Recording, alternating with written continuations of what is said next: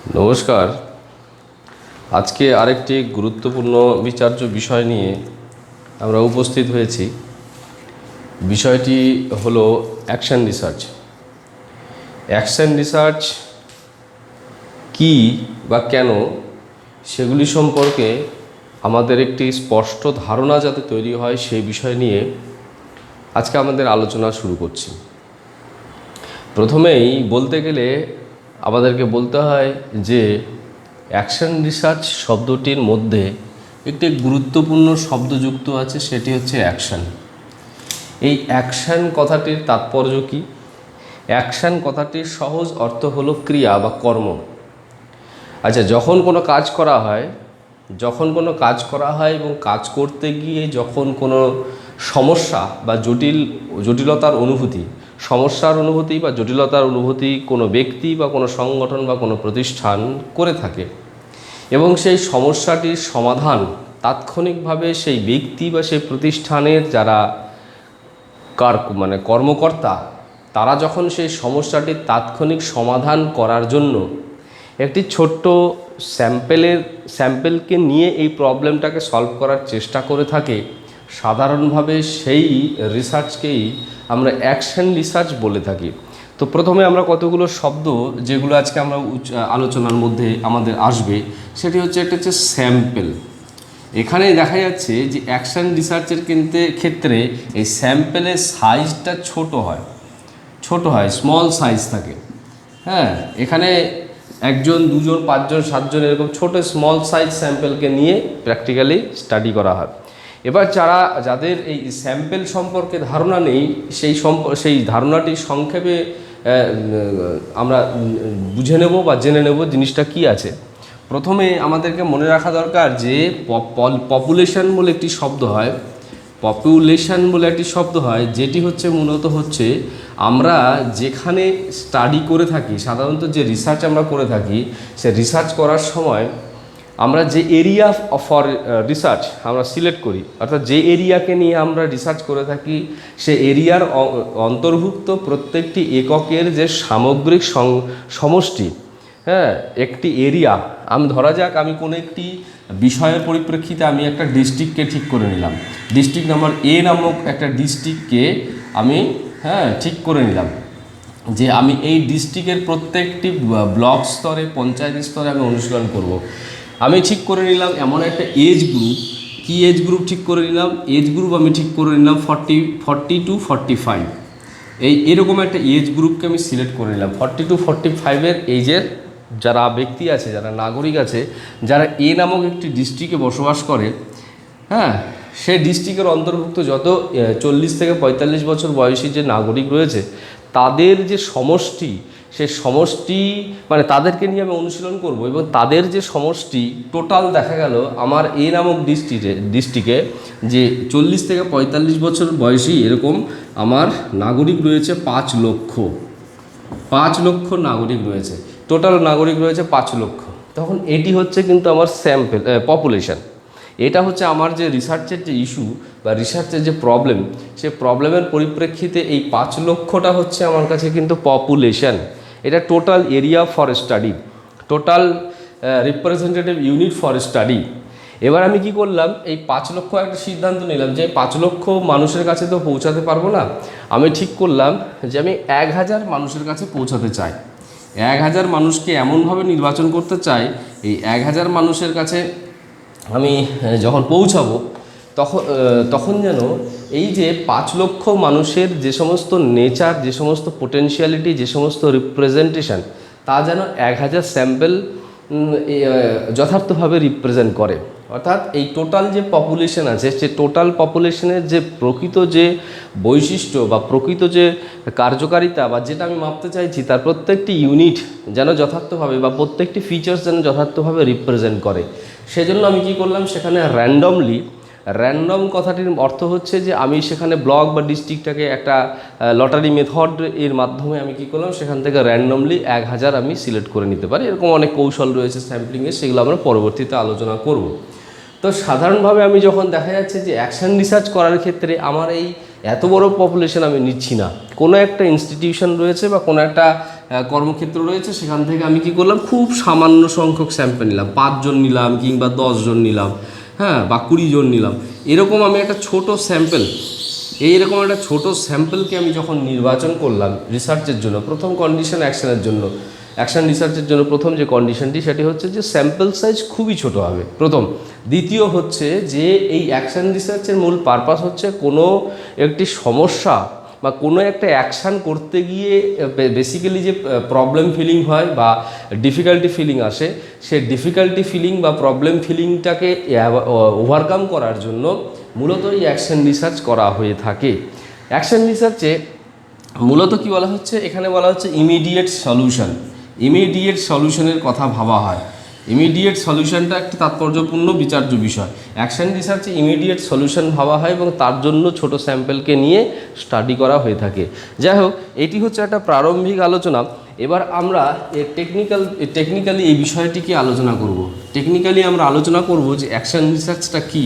প্রকৃতপক্ষে আমাদেরকে মনে রাখা দরকার, গবেষণার যে সমস্ত পন্থা বা পদ্ধতিগুলি রয়েছে বা টাইপগুলি রয়েছে, সেগুলোকে অবজেক্টিভ ওয়াইজ অর্থাৎ উদ্দেশ্যের উপর ভিত্তি করে আমরা মূলত 3টি ভাগে ভাগ করে থাকি। বিশেষত যারা বিহেভিয়ারাল সায়েন্স বা এডুকেশন রিলেটেড যারা গবেষণার সাথে সম্পর্কযুক্ত, তারা মূলত এই 3 রকমের গবেষণা পদ্ধতি বা গবেষণার রকমকে উল্লেখ করে থাকে। একটি হচ্ছে ফান্ডামেন্টাল বা বেসিক রিসার্চ, যে রিসার্চের মূল অবজেক্টিভই হলো কোনো নতুন কোনো থিওরি ডেভেলপ করা বা নতুন কোনো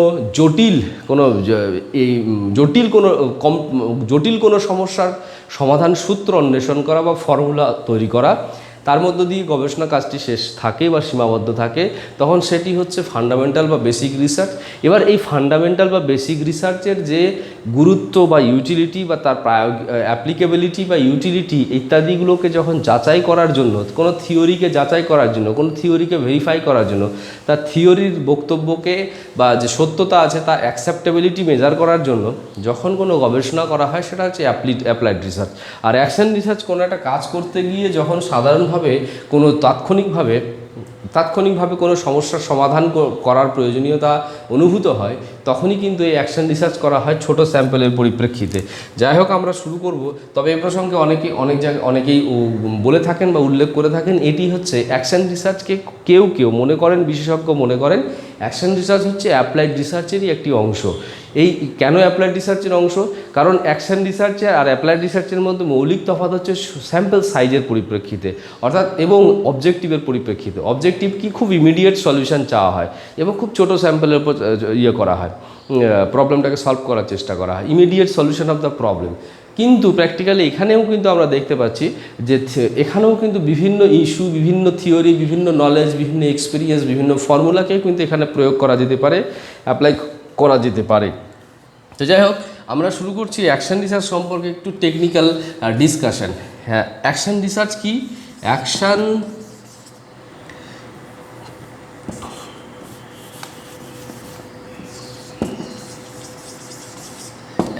রিসার্চ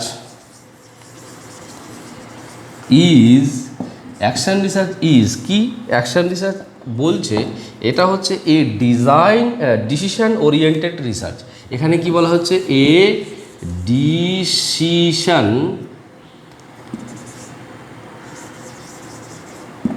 ওরিয়েন্টেড রিসার্চ। ডিসিশন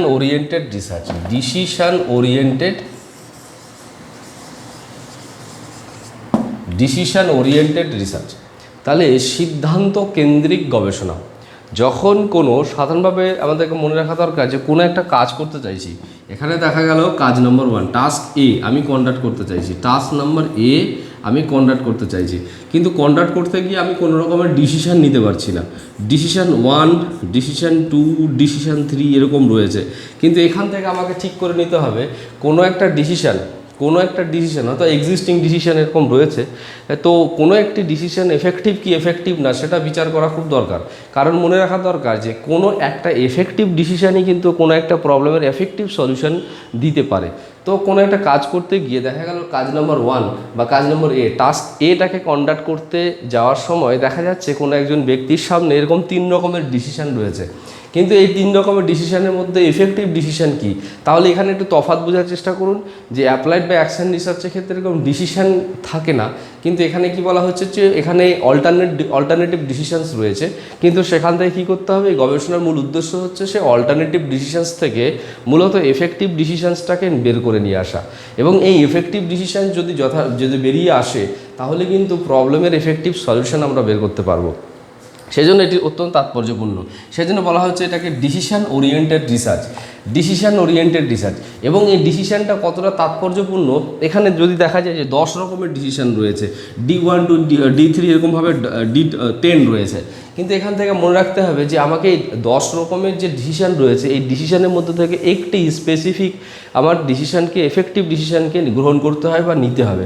তাহলে সেক্ষেত্রে আমার বড় স্যাম্পল সাইজের উপর যদি আমি স্টাডি করতে থাকি একটা দীর্ঘ সময় লেগে যাবে, প্রচুর সময় অর্থ সব কিছুর অপচয় হতে পারে, খরচ হতে পারে। সেই জন্য কী বলা হচ্ছে, অ্যাকশন রিসার্চের ক্ষেত্রে যে বিষয়টি দেখা হয় সেটি হচ্ছে যে এখানে একটা স্মল সাইজ স্যাম্পল নেওয়া হয় এবং সেই স্মল সাইজ স্যাম্পলের পরিপ্রেক্ষিতে কিন্তু এই একাধিক ডিসিশনের মধ্যে থেকে এফেক্টিভ ডিসিশনসটাকে বের করার চেষ্টা করা হয়। তো এই জন্য এটাকে বলা হচ্ছে অ্যাকশন রিসার্চকে কী বলা হচ্ছে, ডিসিশন ওরিয়েন্টেড রিসার্চ। এরপরে আমরা 2 নম্বর যে বিষয়টি নিয়ে আলোচনা করব সেটি হচ্ছে এরকম যে অ্যাকশন রিসার্চের টাইপ অফ অ্যাপ্লাইড রিসার্চ। এখানে কিন্তু আমি প্রথমেই বলেছিলাম এটা কিন্তু এক রকমের অ্যাপ্লাইড রিসার্চের type of applied research.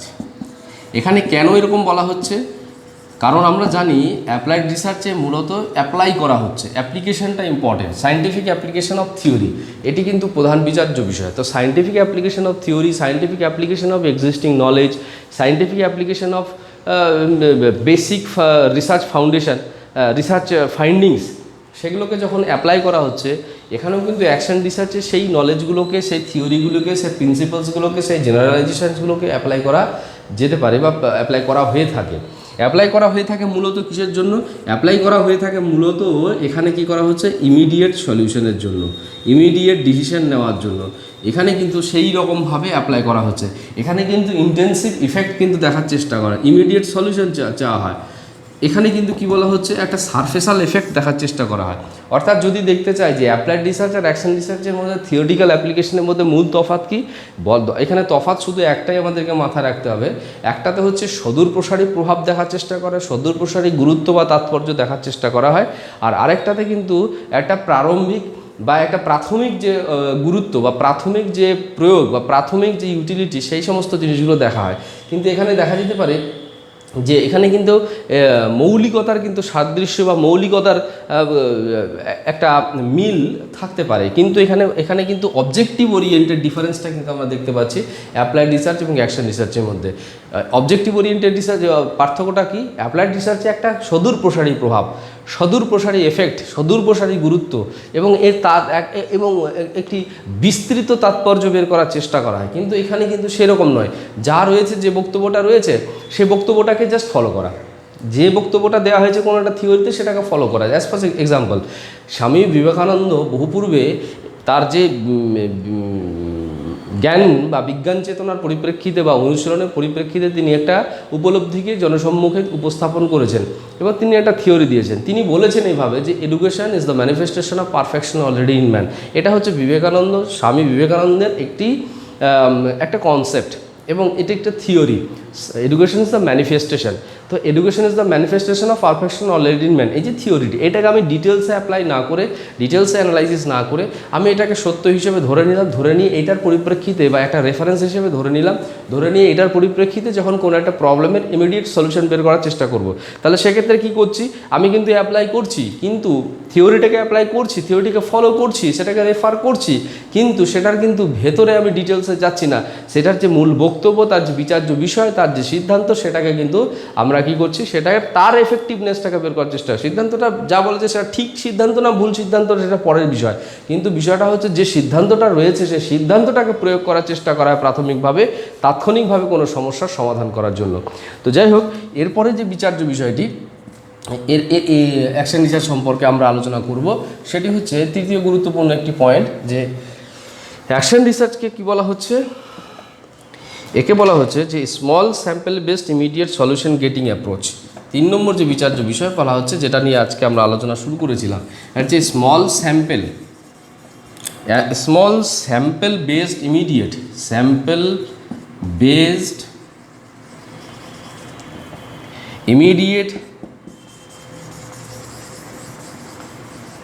immediate solution getting approach solution getting approach এটি এমন একটি অ্যাপ্রোচ যার মাধ্যমে মূলত কি করা হচ্ছে, এখানে দুটো বিচার্য বিষয়ের কথা আমি দেখেছি যে মানুষ কাজ করতে যাচ্ছে বা কোনো সিস্টেম, কোনো ব্যক্তি বা কোনো প্রতিষ্ঠান কোনো একটা অ্যাকশান করতে যাচ্ছে। তো অ্যাকশান করতে গিয়ে দেখা যাচ্ছে যে অ্যাকশান করতে গিয়ে তার সামনে অনেকগুলো সিদ্ধান্ত রয়েছে, অনেকগুলো 2 বা ততোধিক সিদ্ধান্ত রয়েছে, কিন্তু সেই সিদ্ধান্তের মধ্যে কোন সিদ্ধান্তটা তাৎপর্যপূর্ণ সেটা কিন্তু ইমিডিয়েট একটা সিদ্ধান্ত নেওয়া খুব প্রয়োজন। সেই ইমিডিয়েট সিদ্ধান্ত নেওয়ার জন্য, তাৎক্ষণিক সিদ্ধান্ত নেওয়ার জন্য মূলত কি করতে হবে, তাৎক্ষণিকভাবে সেই সিদ্ধান্তগুলোকে বিচার বিশ্লেষণ করা প্রয়োজন। তবে সেই সিদ্ধান্তগুলোকে বিচার বিশ্লেষণ করতে গেলে মূলত আমাকে কি করতে হবে, সবসময় কোনো না কোনো একটা স্যাম্পেলকে কনসিডার করে নিয়ে তার ভিত্তিতে স্টাডি করাটা অত্যন্ত প্রাসঙ্গিক বা তাৎপর্যপূর্ণ। কিন্তু দেখা যাচ্ছে যে এই যে অ্যাকশানটাকে কন্ডাক্ট করার জন্য ইমিডিয়েট সলিউশন নেওয়ার জন্য কম সময়ের পরিপ্রেক্ষিতে যখন সিদ্ধান্তে পৌঁছাতে হবে, কার্যকরী সিদ্ধান্ত নিতে হবে, তখন কিন্তু কি করতে হবে, স্মল স্যাম্পেলকে সেখানে কিন্তু স্টাডির জন্য করতে হবে, গুরুত্ব দিতে হবে বা গ্রহণ করতে হবে, এবং এর মাধ্যমে কি করা হবে, কোনো একটা প্রবলেমের কিন্তু ইমিডিয়েট সলিউশন বের করে নিয়ে আসা যাবে, যেটি নিয়ে আমরা আলোচনা করছিলাম। এখানে তারপরে কি বলা হচ্ছে যে এটাকে বলছে ডিসিপ্লিনড অ্যাকশন রিসার্চকে আলোচনা করতে গিয়ে আরও বলা হয়েছে বিভিন্ন বিশেষজ্ঞ ব্যক্তিগণ তারা তাদের মতামত ব্যক্ত করেছেন এবং তারা বলেছেন এইভাবে যে action research A disciplined objective disciplined objective and scientific approach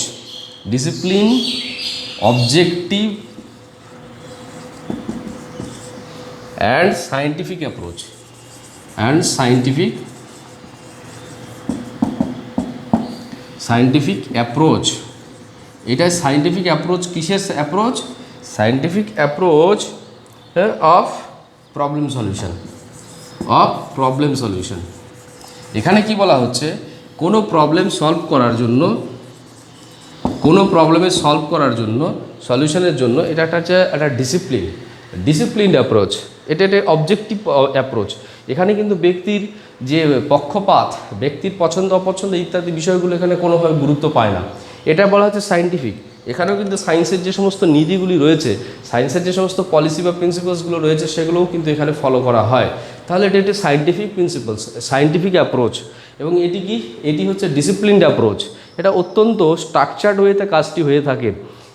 এবং এখানে কি বলা হচ্ছে, এটা কিন্তু অবজেক্টিভ অ্যাপ্রোচ মানে এখানে কিন্তু ব্যক্তির কোনো রকমের যিনি সিদ্ধান্ত নিচ্ছেন বা যিনি এই প্রবলেমের সলিউশন বের করার চেষ্টা করছেন, তিনি তার নিজস্ব পছন্দ অপছন্দকে ফোকাস করেন না বা গুরুত্ব দেন না। এখানে তার কাছে যেটা সত্য বলে বা বাস্তব বলে বিবেচিত হয় সেটিকে কিন্তু তিনি গুরুত্ব দিয়ে থাকেন।